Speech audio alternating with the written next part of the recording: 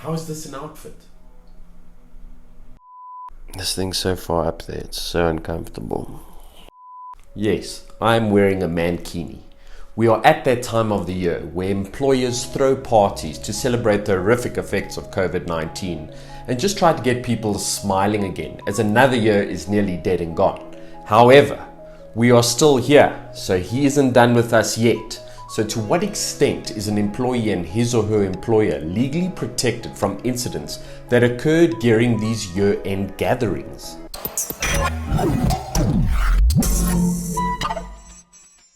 Look, I think it's safe to say that most employers have an alcohol policy in place. And if one is in place, it probably refers to zero tolerance of alcohol consumption, or being in possession of alcohol whilst on company premises, or even being under the influence of alcohol whilst at work. But those are all under general circumstances. Now, when we have a social gathering or coming together of staff for a social work function, this policy and all its requirements are generally relaxed because staff will obviously be consuming alcohol whilst on company premises, but they won't be doing work at that time.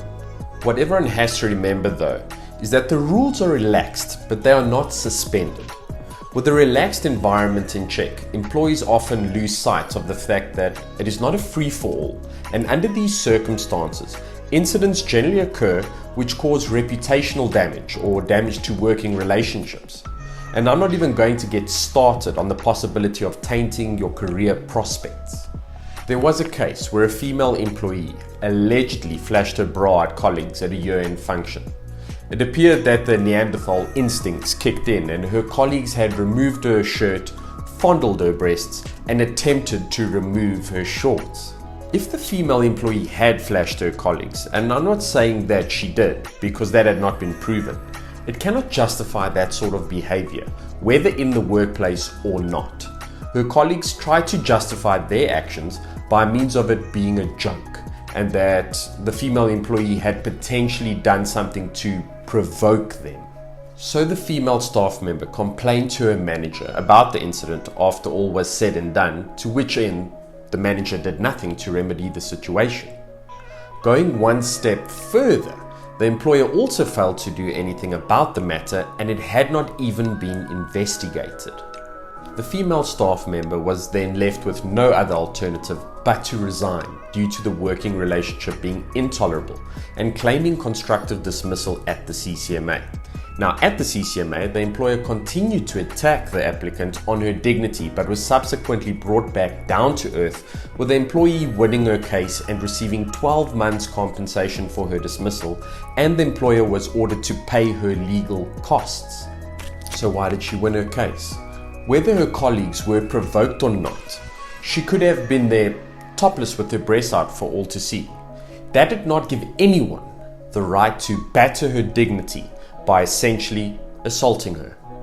Further, trying to remove other items of clothing against her will is harassment. Once that line was crossed, she became a victim. Her self-worth was put into question, and quite frankly, so was her dignity. Now, an employer has a duty to take action against culprits in cases like this one. A year-end function is still a work function, and therefore, both employer and employees have to ensure that they act responsibly. Alcohol should be consumed with discretion. If staff or guests act inappropriately, they should be removed instantly. No questions asked. An employer will generally not accept liability for harm or for damages which may be caused by an employee as a result of his or her alcohol consumption. But ignoring a case as mentioned before could be just as devastating for an employer. Employees also need to understand that disciplinary action can be instituted against an employee for any conduct on or off the premises. An employer has to do a little bit more. Make breathalyzers available for employees to test before driving. Provide taxi or Uber services. Limit the amount of alcohol that each employee can consume. Don't allow drinking games. Stop serving employees who are intoxicated. I don't know. It could literally be anything. Just make sure that the controls are in place. An employer can legally be held liable for damages caused by the actions of its employees if those actions took place within the course and scope of their employment. Both employers and employees have responsibilities around their conduct in any work context. This includes urine functions or social gatherings. That's all I have for you today. Ciao for now.